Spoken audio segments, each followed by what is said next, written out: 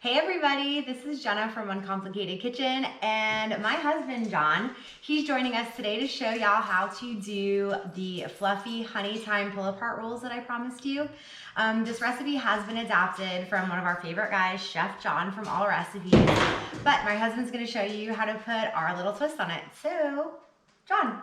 Hey, all right, welcome everyone. Decided to put a video together here. We've got all our ingredients laid out, so we'll talk about those as we need them. Just a couple things you want to note to get started. You want to start melting the butter. We'll have all the ingredient portions listed in the recipe, but you want to start melting the butter right away because you're going to need to melt that and then cool it, before you add it to the actual dough. So if you're ready, let's get started.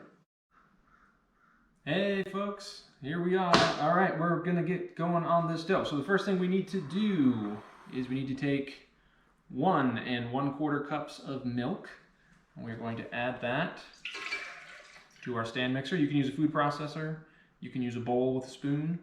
However you want to do this, you're just going to need to combine wets and dries together. As I mentioned at the beginning, we need to make sure our butter is melting, so we're going to turn on our butter. This is a 1/4 cup of butter, or 4 tablespoons, however you want to think about that. What would that be? That'd be like 12 teaspoons or something like that. That's a half stick, right? Yeah, half a stick. That's a good way to think about it. Okay, so we got our butter melting. It's important to get that melted and cooled before we add it to our dough, because if we add it in hot, it's going to kill our good friend, the yeast, which we don't want to do, because the yeast is what makes the magic. So, we are going to add to our milk, not 1, not 2, but 2 and a bit. Should be about 2 1/4 teaspoons of yeast. Okay, I like to let that sit in the milk for just a few minutes. Why do you do that? Stir it up. It just kind of helps wake the yeast up a little bit. You could just, if you're just using water, for whatever reason, if you don't want to use milk, I would add just like a pinch of sugar to it, just to give the yeast a little something to chew on while they're in there. But this will wake the yeast up. This will slow down your rise time, or not slow it down, rather, speed it up, right? It will reduce your rise time. How about that?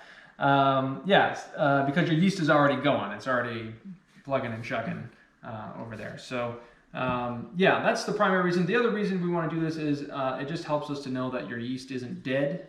If you're pulling yeast out bubbling of your, the back of your cabinet from, your grandma's, collection or something like that, and you're not sure if that yeast is still good, it's important to, before you go to all the trouble of making the dough, to know that your yeast is actually working, actually alive, actually feeding, on the sugars and making gases and, doing what yeast does. Doing all that good stuff. So, if you have yeast that's, 6 months or less old, regardless of how it's been stored, you should be fine. If you have yeast that's, a year old or a lot older, but it's been in the fridge, then you're going to be just fine. So I keep my yeast in the fridge. You can see I buy lots of yeast, at a time. It's just much cheaper to do that. And we do a good amount of baking in this house, so I'll go through this in probably. We don't do a lot of baking, John. You do a lot of baking. Yeah, we'll go through this in about 6 to 8 months, which is plenty of time if you keep it in the fridge. All right, I'm just making sure this butter doesn't brown too much, although browned butter would be delicious. Brown butter is my favorite butter. In these rules. Let's take a peek. But I'm just rocking this just to kind of keep that big chunk covered, and it'll melt out, and that's probably good enough. We can just shut this off. We'll remove it from the heat. And like I said, we just want that to cool while we get the rest of our team together. So these are honey thyme rolls, so we need some honey. The honey's great. If you can get local honey, that's the best. It's going to have the best flavor. Also might help you with some of your local allergies. Probably should use a clean spoon for that. You need roughly a tablespoon. The measurement here doesn't need to be super precise. The more honey, the sweeter your roll will be. Correct. The more honey, the sweeter it will be. So if you like a sweet roll, you know, you could even put some of this when you do your egg wash at the end on top of your rolls. You can put some honey in that, and that'll give you a nice... Or make honey butter. Yeah, or you could do that and give you a nice sort of sweet finish. Get some of that gooey action shot there to your rolls. If you're, you know, into a sweeter roll, that would be, I think, one thing I would recommend. We're going to do roughly a tablespoon here. Because that's how we like it. So that should be about good. I'm just going to let this drip in while we wait for our butter to cool a bit. In addition to this, we're going to add that butter once it's cooled. We're going to add about 1.5 teaspoons of salt. And then we add the flour. So all your wets, then your dries. All your wets and then your dries, correct. Oh, we'll add the thyme too. We'll just go ahead and add that now. So, thyme is delicious. It also is super reminiscent of holiday food. Yeah, it is super reminiscent of, especially around this house, Thanksgiving. I don't know how you feel about this, Jen, but I don't feel that thyme is very assertive. In terms of flavor. I feel it's like a fairly subtle flavor. So I tend to do a little bit more thyme than I would if I were doing rosemary or sage or... And so all of my students, you know that dried herbs typically use about 3. So fresh herbs use about 3 times more than dried herbs. So in years past, we have done fresh thyme, but our plant died and we don't have fresh thyme. So we are using an appropriate amount of dried thyme to replace that. So when normally I would have done like 4 or 5 whole sprigs of thyme, we're using just a couple of scant teaspoons here. So anyway, fresh to dry, you use far more fresh than dry. Okay. And if you are using fresh thyme, make sure you strip it off the stems. Don't just put the whole stems in there. It's not good to eat a stem. It's not like when you're making a stew and they'll fall off on their own. Right. We're not pulling these back out. So, you know, somebody will be eating a stick. All right, so I'm going to do about 1.5 teaspoons of salt here. We tend to go a little heavier on salt than most baking recipes. As you know, my pet peeve is undersalted food. And so we really like not salty, but well-salted food, and that includes our baking. So we use more than most recipes do, because that's how we roll. Good pun. Yeah, hey, nice. So when we're talking about salting, yeah, it's super important. It's just as important in baking as it is in cooking. So if you don't salt your dough, it's going to taste incredibly flat and incredibly bland. I'm just cooling this down a little bit quicker. These cast iron. You could also transfer it to another dish to get it to cool down quicker because we use cast iron and... You could blow on it. You could do whatever. I don't know. I would just transfer it to another dish. Sure. Because we use cast iron. The beauty of cast iron is that it holds so much heat. The bad part about cast iron is that it holds so much heat. So... do what you will, but your butter has to be cooled. Okay. That ought to do it for us, kids. Okay. So, that's all the butter in. Just gonna mix that around a little. All right, so now we are ready to do the flour. This is 3 cups of flour. Scoop and scrape when you're doing flour. So normally we do things by weight when we bake, but John for some reason has just continued to do this by volume, and it seems to always be just fine. Yeah, so we do not want to add all of our flour in right away. We're going to add a little more than half of this, and then we're going to start the mixer, dough hook attachment. If you're using, like I said, you can use a food processor for this. My mother, who taught me how to bake, she only ever uses a food processor. So food processor in your hands are some of the best ways to make dough. All right, so this is going to be really sticky, really tacky. We know that. It's a lot easier to add flour to your dough than it is to add liquid to your dough. Adding liquid to your dough is... it sloshes. It's a pain. Yeah. We've done that. You don't want to get in that camp. So I like to add the flour in slower, especially if I'm doing by volume and instead of by weight, because you can always be off by a little bit here and there. So we're going to do this a bit at a time. What we want to wait for to see is we want to wait for the dough to start pulling away from the sides of the bowl. Once it's doing that, then we know our dough is firm enough, it's got enough flour in it for us to be able to shape it. To get that going. Okay, so we have a very, very sticky wet dough right now, which is obvious, but of course we should. We haven't added most of our flour yet. So we can see there's nothing sticking around the sides or nothing just hanging out, nothing looks dry. So we are going to shut this off. You can see that just, that's more of a batter than it is a flour, or than it is a dough. So we know we want to add more flour in, which we're expecting to do anyway. So we're going to add another, I don't know, cup or so worth of this flour. Also, when you don't add all your flour at once, you avoid the big poof of flour that goes into the air, coats everything, including your face, when you start mixing. Yeah. But that only happens if you're using a food processor or a stand mixer. If you're using a food processor, you don't have that issue. Because you've got a lid. You got a lid, and you've got, a blade instead of a hook. All right, so let's add that in, and we're gonna pop this back on. All right, so it's gonna take a little while. It's gonna look kind of shaggy at first, but eventually it'll start to come back together. And if at any point you feel like your dough looks like it's ready to go, and even if you haven't added all of your look, flour, it's starting to grab. Then you're done. So.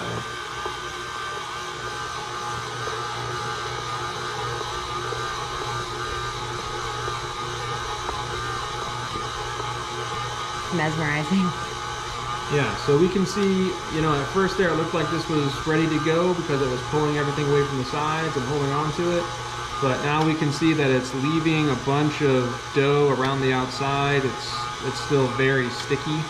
If we were to turn this off and touch it, it would just stick to our fingers, which doesn't make for a very good dough shaping experience. It can be very frustrating. So we know we're going to need to add more flour to this. We're going to let it go for a little bit. Until it smooths out, and then we'll add some more flour and we'll pick it up from there. So it's starting to smooth out here. We can see that it looks a lot smoother. It's not as sticky on the sides, but it's still not kind of coming together as a dough.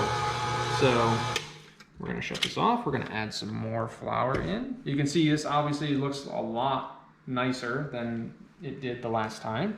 It's not just, gushing off the dough hook. So I'm gonna be. Oh yeah, it's still super sticky. Yeah, See? I'm gonna be a little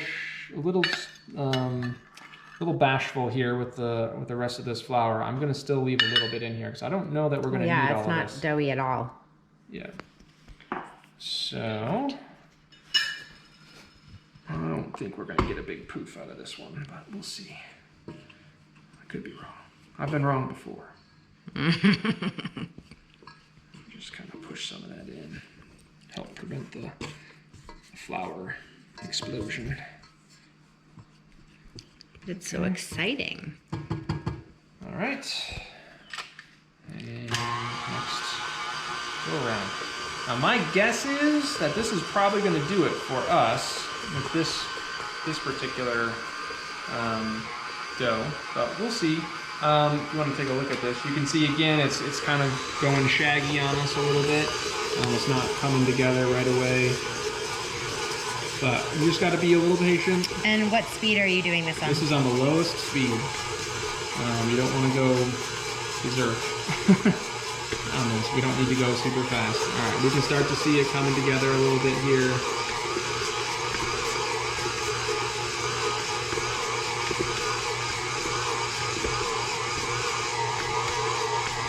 You can hear it start working. Yep, we can hear it now starting to grab.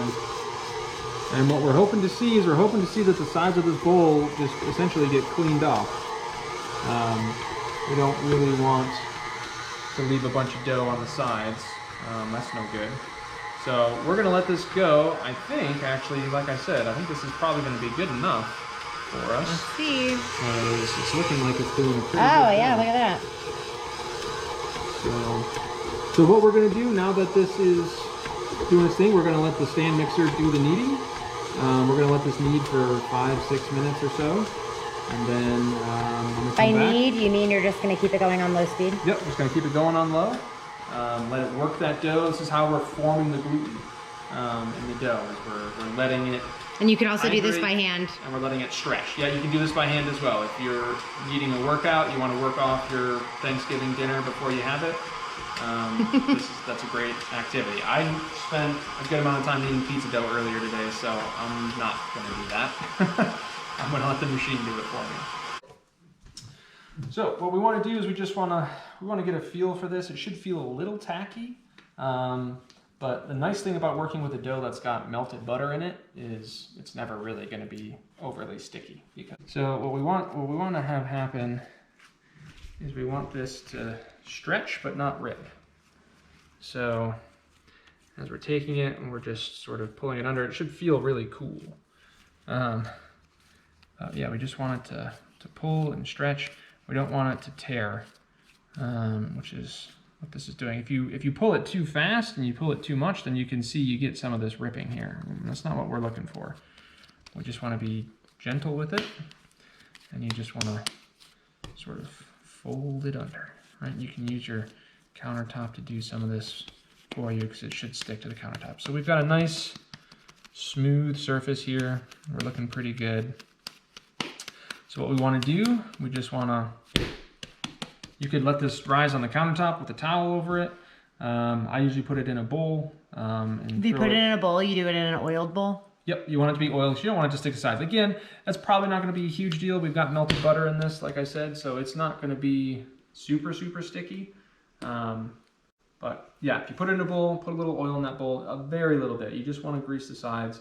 I'm going to do that and throw it in the oven. And our oven has a proof setting.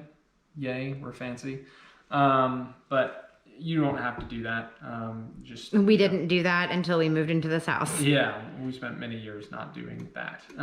If you're using a bread machine, bread machines usually have a proof setting too. I heard that you can just keep it on top of any like warm appliance, like the top of your fridge. Some people have done. Top of the fridge. Some people throw it in the oven with just the oven light on. That's great. You know, you can even just leave it out on the counter. The only difference is the amount of time it's going to take.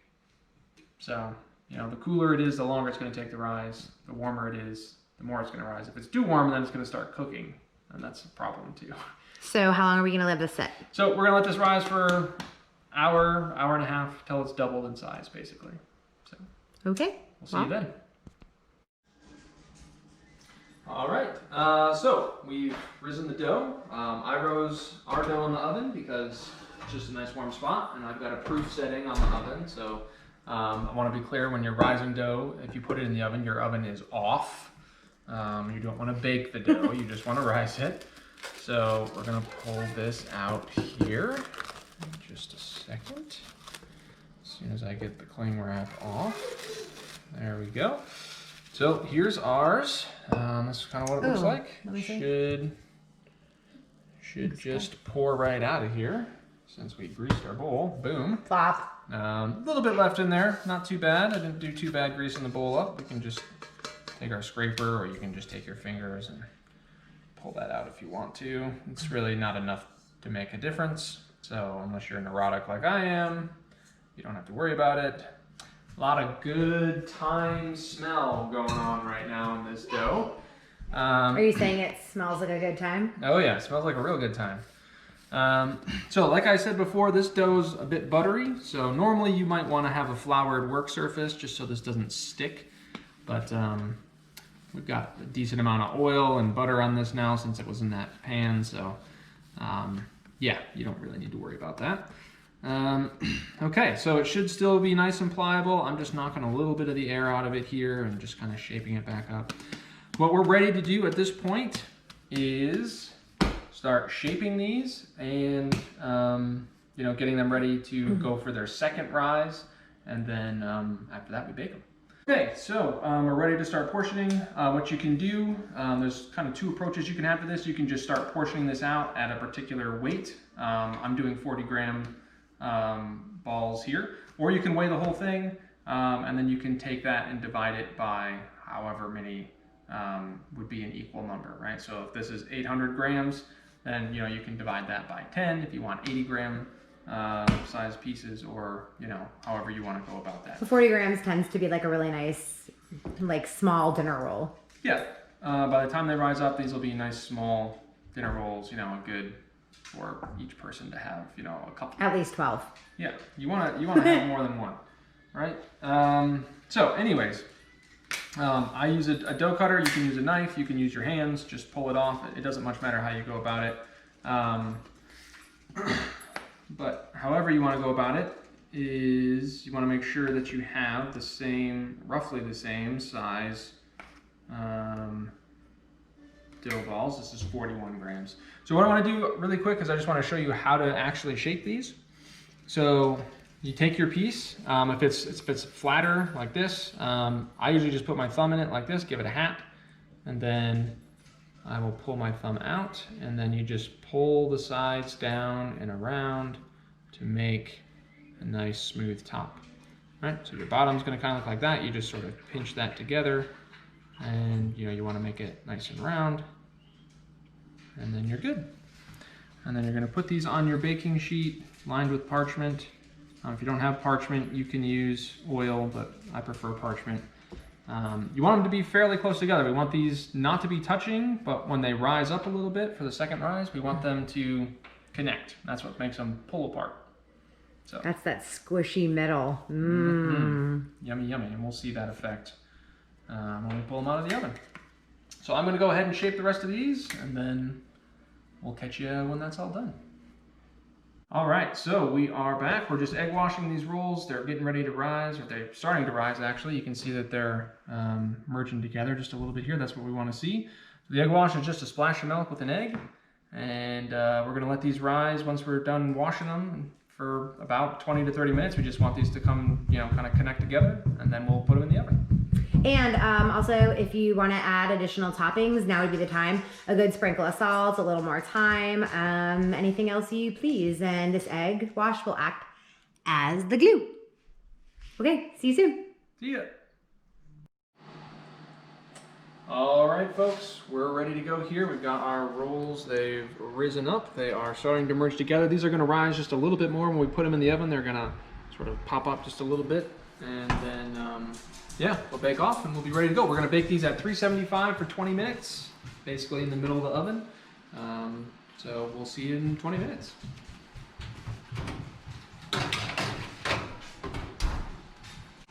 All right, we have just finished baking. That was 20 minutes, so we're ready to pull these out. And as you would expect, beautiful golden brown pull apart rolls ready to be cooled. So we don't want to let these sit on the pan because that will create moisture and then the rolls will get a little wet and soggy. So we're going to transfer these to a cooling rack. Do not try and just pick these up. They're gonna rip all apart. So I just sort of slide them over like that, and that'll be good. You probably want to let these cool for another 20 minutes or so before you try and take them off the parchment or do anything else with them. But yeah, they're pretty much ready to go. You can pull them apart, serve them like this, however you want to do it. It should be delicious. You can see the ones that I shaped. Because they're extra perfect. Right, exactly. Yeah, not something like this one or this one over here or this guy who's got a weird mouth. But they're great, and even if yours look like that, as beautiful as mine do, they're still going to taste amazing. So true enough. They'll taste good no matter what. So. All right. Well. Signing off from Uncomplicated Kitchen. We'll see y'all next time. Have a happy Thanksgiving. Bye.